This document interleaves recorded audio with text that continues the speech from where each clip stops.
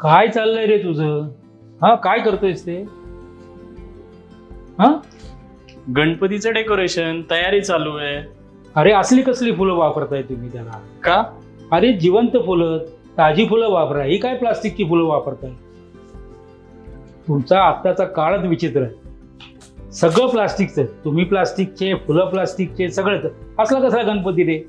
आमच्या काळामध्ये गणपती कसं अगदी स्वच्छ ताजी फुलं आणून आम्ही पूजा करायचो गणपतीची. हे काय सध्या असाच आहे, ट्रेंड आहे तो. थांब, असा ट्रेंड आहे काय? हो. मी सांगतो तुला. माझा एक मित्र आहे जो गणपती उत्सवाचा अभ्यासक आहे. त्याला मी फोन लावतो. तुम्ही बोलवा, मी पण बोलवतो. माझ्या गुगल काकांना मी बोलवतो. हॅलो, हा, घरी येणार का? हा, जरा गणेशोत्सवाबद्दल बोलायचं आपल्याला. अरे त्यांचा गणेशोत्सव, आपला गणेशोत्सव हा सगळा वेगळा प्रकार आहे ना. काय म्हणतो? नाही, मग येऊन सांगस तू. हा, बघूया. माझे गुगल काका येत आहे. अरे हेच का तुझे गुगल काका? आणि हेच का तुमचे मित्र? हो. तर माझी आठवण कशी काय आली?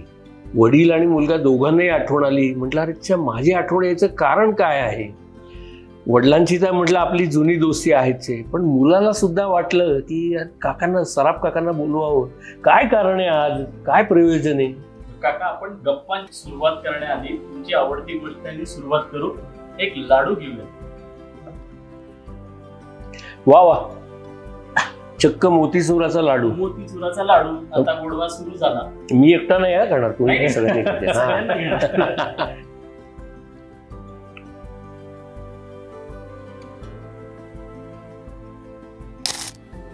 पुण्याचा गणेशोत्सव हा केवळ देशात नाही, महाराष्ट्रात नाही, तर जगामध्ये प्रसिद्ध आहे. या गणेशोत्सवामध्ये झाली स्थित्यर्थ काय काय आहेत याच्यावर आम्ही नेहमी डिबेट करत असतो. मुलाला आजचं गणेशोत्सवाचं स्वरूप जे आहे ते खूपच आवडतं. मला जुन्या काळामध्ये जे मेळे व्हायचे, संगीताचे कार्यक्रम व्हायचे, व्याख्यानं व्हायची, अशी जी गणेशोत्सवाचा कार्यक्रम होत होता तो मला आवडत होता.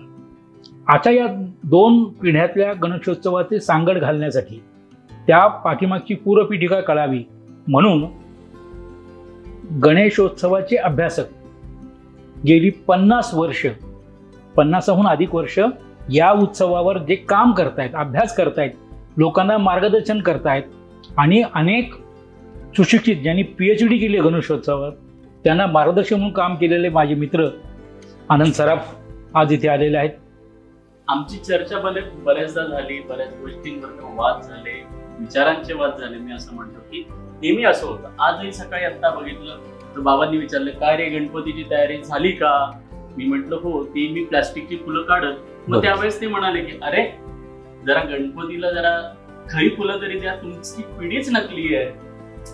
तर हा जो विचारांचा वाद आहे, विचारांचा, की आम्हाला ते सगळं हवंच आहे, भावना बदललेल्या नाही. मे बी प्रोसेस बदलली असेल, सेलिब्रेशनची प्रोसेस बदलली असेल, त्यासाठी आम्ही प्रयत्न करतो. आणि हे विचार कायम होत राहणार आहे. आमची पुढची पिढी अजून आहे घरात, त्यांनाही काय घडलं आणि काय घडतंय आणि काय घडू शकतं याबद्दलचं एक मार्गदर्शन म्हणून आमच्या गप्पा असतात. नेहमी वेगवेगळ्या विषयांवर आम्ही गप्पा करतो. आता गणेश उत्सव अगदीच तोंडावर आलाय, त्यामुळे आपण असं म्हटलं की बाबा सुरू करू. की बाबा नेहमी म्हणतात आमचा गणेश उत्सव, आणि आम्ही म्हणतो की अरे हा आमचा गणेश उत्सव. बरोबर. हा जो फरक आहे आमचा आहेच, पिढ्यानपिढ्या तो तसाच चालत आहे. पण या मागची जी पार्श्वभूमी आहे ती तुम्हीच ऍज अ अभ्यासक म्हणून ती डिटेल आउट करून सांगू शकता.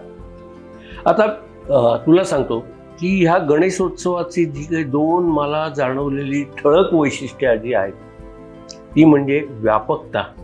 हा गणेशोत्सव सर्व जगभर जिथं जिथं मराठी माणूस पोचलाय त्या प्रत्येक ठिकाणी हा गणेशोत्सव पोचला. जगामध्ये 122 छोटे मोठे देश आणि प्रांत या ठिकाणी हा उत्सव पोचलेला आहे. आणि त्याचबरोबर या उत्सवाचं सगळ्यात महत्त्वाचं गुणधर्म जो काही आहे तो म्हणजे त्याची परिवर्तनशीलता. आपण म्हणतो की काळाच्या कसोटीवर कोण टिकून राहतं, मग ती व्यक्ती असो किंवा संस्था असो, जो टिकून राहतो, जो काळानुरूप जे उपयुक्त बदल आहेत ते बदल हे स्वतः स्वीकारतो तोच काळाच्या कसोटीवर टिकून राहतो. मग ती व्यक्ती असो किंवा संस्था असो, हे सर्व काही गणेशोत्सवाने गेल्या 130 वर्षापेक्षा जास्त काळामध्ये जे जे लोकोपयोगी, समाजोपयोगी, राष्ट्राच्या उपयोगी असे जे जे काही काळानुरूप बदल झालेले आहेत, बदल होत आहेत, हे सर्व बदल उत्सवाने स्वीकारलेले आहेत. ही अत्यंत गणेशोत्सवाची मी जेव्हा शाश्वत मूल्य असा विचार करतो की हा उत्सव का टिकून राहिलाय, का वाढतो आहे, तेव्हा ही गोष्ट महत्वाची आहे की काळानुरूप जे जे चांगले आहेत ते सर्व बदल या उत्सवाने स्वीकारले. त्यामुळे आमच्या वेळी असं नव्हतं, हा तिरस्काराचा सूरही माझा नाही. त्याचबरोबर त्यांच्या म्हणण्याला मला मान पण द्यायचा आहे की कोणत्याही काळामध्ये एक सुसंस्कृतता, माणसाची अभिरुची ही टिकून राहावी असं वडीलधाऱ्या पिढीला वाटणारच ना. आणि त्यानुसारच अगदी त्यांना त्यांचं वाटणं हे चूक आहे असं नाही, परंतु त्याचबरोबर आपल्या मुलांचा लौकिक, आपल्या नवीन पिढीचा लौकिक हा सुद्धा चांगल्या कामामध्ये. गणेशोत्सवाला एक उदात्त अशी परंपरा आहे, स्वातंत्र्य चळवळीची पार्श्वभूमी आहे. त्यामुळे त्या इतिहासाचा प्रभाव आणि दबाव दोन्हीही ह्या येणाऱ्या सर्व ज्या पिढ्या आहेत त्यांच्यावर निश्चितच हा प्रभाव आणि दबाव, आणि तो उपयुक्त असाच आहे. पण मला असं वाटतं या प्रकारामध्ये ज्या वेळेला गणेशोत्सव सुरू झाला तो प्रामुख्यानं लोकसंग्रह आणि लोकसंपर्क वाढावा किंवा लोक एकत्रित यावे हा दृष्टिकोन त्यामागे होता. बरोबर. कारण स्वातंत्र्यपूर्व काळामध्ये एक धार्मिक वातावरण होतं. हिंदू आणि मुस्लिम समाजामध्ये ताबूत, पंजे याच्या मिरवणुका निघायच्या, सणवार, त्या निमित्तानं ती सगळी मंडळी एकत्र व्हायची. परंतु हिंदू समाजामध्ये असं एकत्र येण्यासाठी कुठलंही साधन किंवा कुठलंही सण नव्हता. अगदी गणेशोत्सव हा आपल्या प्रत्येक घरामध्ये गणपती बसत होता, पण तो सार्वजनिक स्वरूपामध्ये खूप मोठ्या कमी प्रमाणात होत होता. आता तुम्ही म्हणता हे गोष्ट अगदी 100% मला मान्य आहे. कोणताही उत्सव त्याचं सादरीकरण, त्या उत्सवाच्या सादरीकरणामध्ये त्या काळच्या जनमानसाचं प्रतिबिंब हे उमटत असतं. आणि मग तो काळ पिढ्यानुसार सर्व जे जे काही बदल आहेत ते सुद्धा त्याच्यामध्ये परावर्तित होणारच. आता गणेशोत्सवाच्या आपण इतिहासाची थोडी पानं चाळली तर असं लक्षात येतं की 1857च्या बंडामुळं ब्रिटिश राजसत्ता सावध झाली की इथले लोक एकत्र येऊन आपल्या विरोधात काही काम करतायत याची त्यांना जाणीव झाली. आणि म्हणून त्यांनी फोडा आणि जोडा ही सगळ्यात सोपी नीती जी काय आहे ती नीती अवलंबायचा त्यांनी त्याला सुरुवात केली.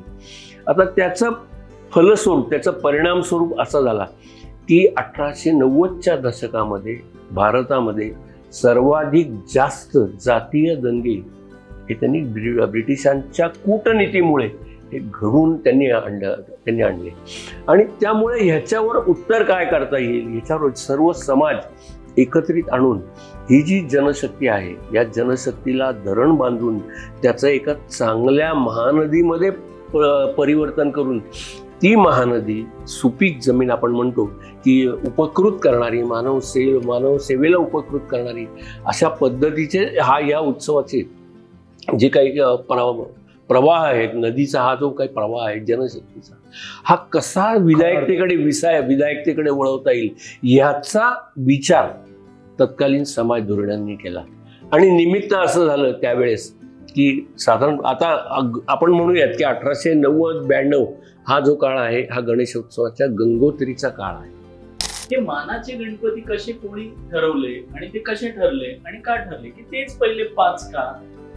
केसरीवाड्यात बैठक झाली आणि त्या बैठकीत असं ठरलं बरोबर की पहिला गणपती कुठला आहे, ग्रामदेवता, आणि तिसरा कुठला असला पाहिजे जो पुण्यामध्ये सार्वजनिक पहिला गणपती बसला गुरुजी तालीम 1888 बरोबर, म्हणून तो तिसरा ठेवला. आणि त्यानंतर 89ला तुळशीबागाचा बसला हे सुद्धा म्हणून त्याचा नंबर दिला. आणि चौथा नंबर लोकमान्यांचा गणपती म्हणून तो राहिला. पाचवा गणपती लोकमान्यांचा म्हणून तो राहिला. विसर्जन मिरवणुकीचा क्रम कुणी आणि कसा ठरवला? आता विसर्जन मिरवणुकीचा जो काही क्रम ठरला तर आपल्याला त्या काळची जनमानस आणि त्या काळची सामाजिक परिस्थिती आपण विचारात घेतली पाहिजे. 5 गणपती सुरुवातीला जात होते तेव्हा 5मध्ये मानाच्या क्रम वगैरे असा काही विचार यायचं काही कारणच नव्हतं. तर त्या त्या काळच्या रीतिरिवाज वगैरे जे काय असतील त्यानुसार सुरुवातीला 5 गणपती हे प्रस्थापित झाले, त्यांच्या मिरवणुका निघाल्या. पण 5चे जेव्हा 105 गणपती झाले 1894 साली, तेव्हा जसं जनमानस याच्यामध्ये सामावलं जायला लागलं तसं ह्या मिरवणुकीला काही नियोजन पाहिजे, या सगळ्या उत्सवाला नियोजन पाहिजे, त्याला काहीतरी नियंत्रण पाहिजे, अशा पद्धतीचा विचार जेव्हा चालू झाला तेव्हा लोकमान्य टिळक आणि इतर समाजधुरीण, त्याच्यामध्ये धार्मिक क्षेत्रात काम करणारी मंडळीसुद्धा होती, त्यांनी हा विचार केला की कुठल्याही गावाचं ग्रामदैवत जे असतं त्या ग्रामदैवताला कुठेही अग्रभागी मान असतो, म्हणून मग कसबा गणपती आणि तांबडी जोगेश्वरी यांना ते नंतरचे मान दिले गेले. आता नंतरचे जे काही त्याच्यामध्ये जे काही समाविष्ट झाले ते त्या काळातल्या समाजधुरीण ज्येष्ठ प्रतिष्ठित यांनी एकत्र येऊन या पहिल्या 5 मानाच्या गणपतींचे जे काही क्रम आहेत हे सगळे एकत्र येऊन ठरवलेले आहेत. आता शेवटचं जो काही गणपती विसर्जनाची जी काही मिरवणूक असते, या मिरवणुकीमध्ये शेवटचे जे काही क्रम आहेत तर तो काळ 1890-94चा जर 95चा काळ विचार घेतला तर हिंदू मुस्लिम दंगे आणि या मिरवणुकांवर हल्ले होण्याचं प्रमाणसुद्धा खूप मोठं प्रमाण होतं. मग कुठेही एखाद्या मिरवणुकीची किंवा कुठल्याही वरातीची जेव्हा सुरक्षा किंवा काही म्हणतो आपण एखादा महत्त्वाची व्यक्ती जेव्हा जात असेल तेव्हा त्याची कार कितव्या क्रमांकावर ठेवायची आणि मागच्या बाजूला त्याचं महत्त्व काही आयत्या वेळचे व्यवस्था म्हणून त्याच्या मागे एक ॲम्ब्युलन्स आणि सगळ्यात शेवटी एक पोलिसांच्या 1-2 व्हॅन.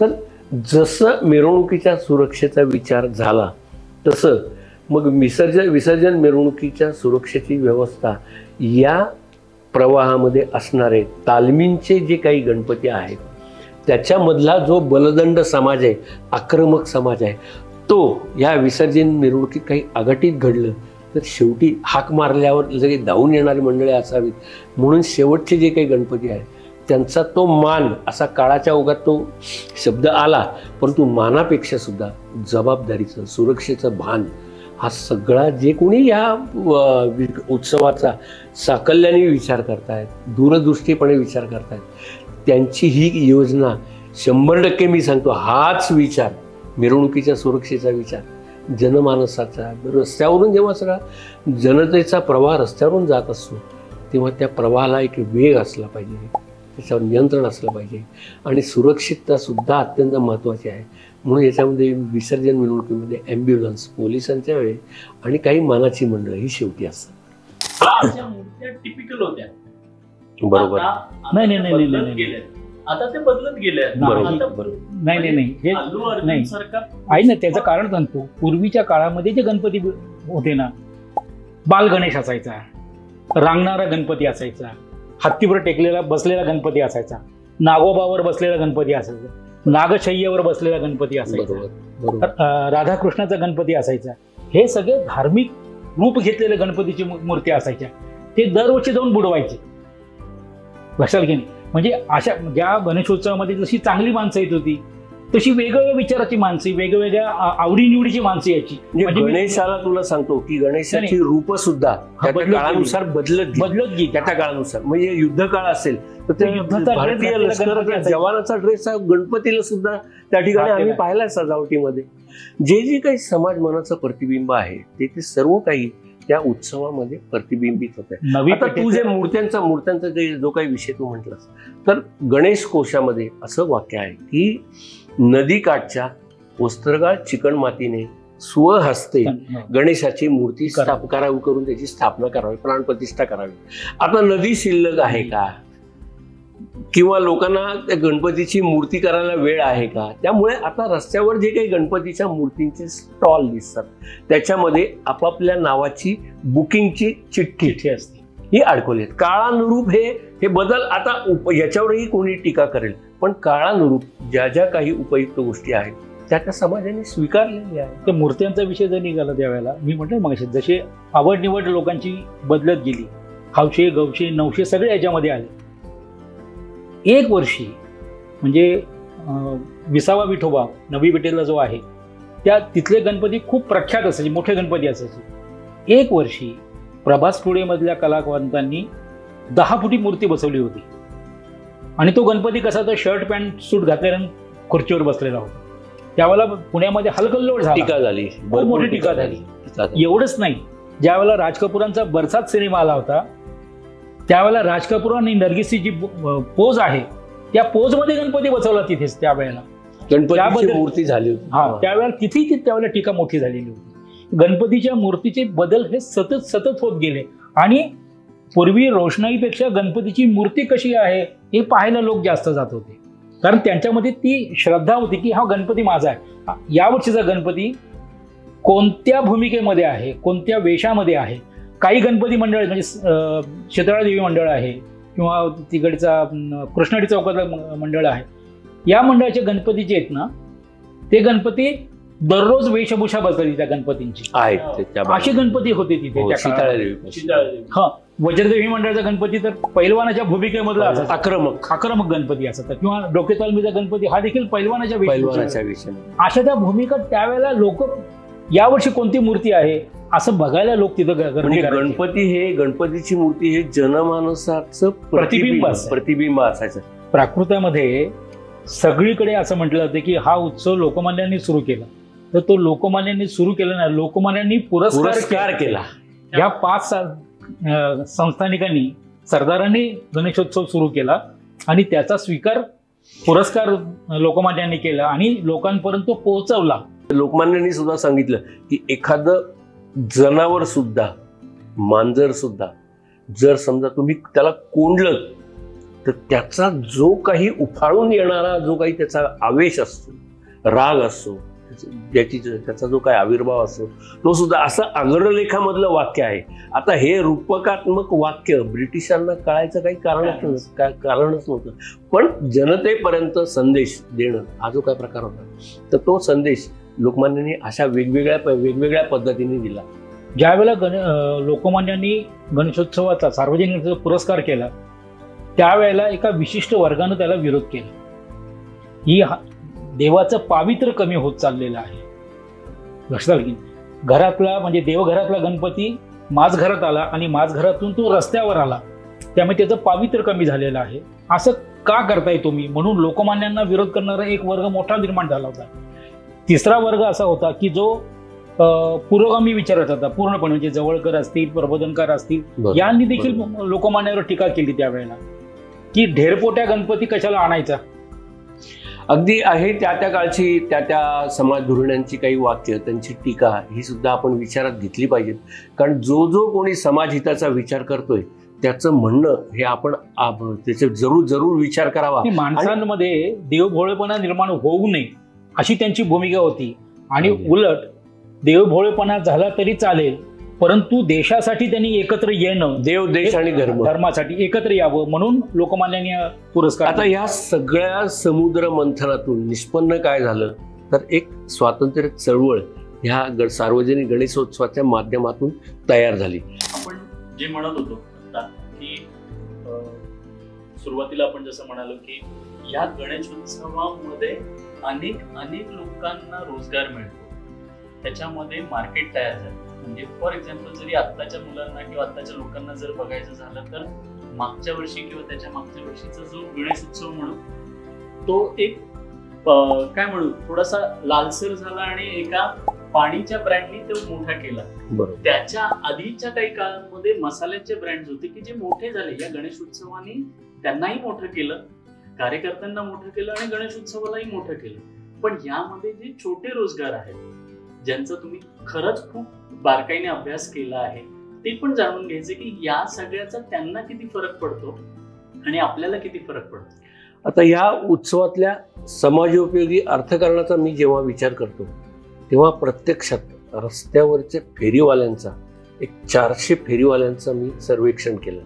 विशेषतः नातूबाग मंडळ ते हिराबाग मंडळ ह्या परिसरामधले रस्त्यावरच्या बाजीराव रोडवर फक्त बाजीराव 400 फेरीवाल्यांचा की जिथे ते निवासाला असतात, त्यांचा व्यवसाय भरपूर होतो. तर ह्या 400 फेरीवाल्यांचा सर्वे केला तेव्हा असं लक्षात आलं की ह्याच्यातले 80% जास्त फेरीवाले हे पुण्याबाहेरचे आहेत, स्थानिक फक्त 15-20% आहेत. मग ह्या सगळ्या फेरीवाल्यांना जो काही रोजगार मिळतो, पोटापाण्याची त्यांची जी काही व्यवस्था होते, हे गणपतीच्या आधी 1 महिना पुण्यामध्ये मुक्कामाला ही मंडळी येतात आणि ही मंडळी सगळी अधिकाधिक मंडळी ही फुटपाथवर राहतात. कुठेही कोणाची तक्रार नाही, काही नाही. व्यवसाय जरी त्यांचा फुटपाथवर असला तरी सुद्धा त्यांचं राहणं, बालबच्चांसहित प्रपंच त्यांचे हे सुद्धा सगळे फुटपाथवरच असतात. मग गणपतीच्या आधी 1 महिना आपल्या व्यवसायाला रस्त्यावर सुरुवात करणारी ही मंडळी दिवाळीनंतर 15 दिवसांनी आपापल्या गावी परत जातात. मग ह्या मधल्या काळामध्ये सण उत्सवांमुळं त्यांच्या व्यवसायाला जी काही ऊर्जा येते, बरकत येते आणि त्या बरकतीमुळं, त्या ऊर्जेमुळं, त्या तरतुदीमुळं उरलेलं त्यांचं जे काही 7-8 महिने जे काही असतात त्या 7-8 महिन्याची बेगमी ह्या 4 महिन्याच्या काळामध्ये होत असते. हा सगळ्याचा विचार करता मला असं म्हणायचंय की त्यांच्या पिढीने गणेशोत्सव वेगळा केला, आमच्या पिढीने गणेशोत्सव आता जो चालू आहे तो करतोय. भावना कुठेही बदलल्या नाहीये, भावना त्याच आहेत. पण पुढची पिढी हा गणेशोत्सव कसा पुढे नेईल, आणखी दिमाखात करेल आणि काय असू शकतो तुमचा अंदाज, म्हणजे तुम्ही अभ्यास केला. माझा आता तुला सांगतो की वडिलांच्या पिढीने जे काही स्वतः मंडप जे काही उभे केलेले आहे तर ती पहार हातामध्ये घेतल्यानंतर खड्डा खणताना अक्षरशः हात तळवे सोलवटून निघायचे. हे मी स्वतः अनुभवलेलं आहे. परंतु गणपती उत्सवामध्ये आपण स्वहस्ते मंडप, मूर्ती, डेकोरेशन या सगळ्या गोष्टी आपण स्वहस्ते करण्यामध्ये मजा होती. परंतु त्यावेळेचं अर्थकारण, त्यावेळेचं जनमानस या सगळ्याचा विचार करता तेव्हा वेळ होता, आत्मीयता सुद्धा होती. मग आता हे जे काही बदलत्या काळानुसार जे काही अर्थकारण आहे, वैज्ञानिक क्रांती सुद्धा जी काही बदलत्या काळामध्ये घडते आहे, सगळंच वाईट आहे, सगळं आग लागलेली आहे, सगळं भेटलेलं आहे. इतकं नकारात्मक राहून चालणार नाही. खूप चांगल्या गोष्टी आहेत. म्हणजे आता मांडवाच्या खाली उभं राहून, खाली बसून मांडवाच्या खाली सजावटीची माहिती तोंडावर हात ठेवून स्पीकर किंवा कॅसेट रेकॉर्डर काही नसताना ही दिलेली आहे. दिलेली सीतेचा अग्निदिव्य वगैरे अशा प्रकारचे देखावे जे काय आहेत किंवा खूप तऱ्हेचे राणा प्रतापाचं मन परिवर्तन, ह्याच्यामध्ये जे काही लढाई करताना जे काय झालं, अशा प्रकारचे हळदीघाटच्या संग्रामात अशा प्रकारचे देखावे आम्ही स्वतः उभे केलेले. आता तेव्हा पैसा नव्हता, मग तो जंगलाचा देखावा उभा करताना जंगल स्वस्त आणि फुकट जंगलाचा देखावा करण्यासाठी काय मिळेल तर वडाच्या पारंब्या, गायपात. मग ते गायपात हे सगळं जसं तुमच्याकडे पैसा कमी तसं तुम्ही डोकं जास्त लढवता, आत्मीयतेने क्रिएटिव्हिटी त्यात वाढली जाते, प्रत्येकाची निर्मिती क्षमता ही वाढली जाते. हे जे काही गुण आहेत, मला असं एक गोष्ट सांगायची आहे की सगळे आग लागल्यानंतर सुद्धा माणूस स्वतःचा जीव आणि दागिन्याचा डबा ज्याप्रमाणे जपतो त्याप्रमाणे बदलत्या काळामध्ये सुद्धा या उत्सवाची जनमानसता, त्यातलं प्रशासन आणि जे जे काही चांगले गुण आहेत या उत्सवामधले, तर त्याची पुन्हा एकदा उजळणी व्हावी. हे कार्यकर्त्यांचं व्यासपीठ आहे, हे कलाकारांसाठी कार्यकर्ते घडवणारी कार्यशाळा आहे, कलाकारांचं व्यासपीठ आहे. सामाजिक समरसता या निमित्ताने होते. जनमानसाला ऊर्जा, अगदी वृद्धाश्रम, वेश्यावस्थेत सुद्धा हे सगळे उत्सव होत आहेत. मग हे जे काही उत्सवाचे चांगले गुण आहेत आणि सगळ्यात महत्त्वाचं समाजोपयोगी अर्थकारण, मग हे सगळे गुण म्हणजे मला असं वाटतं की दागिन्याचा डबा आहे, आत्मीयता आहे.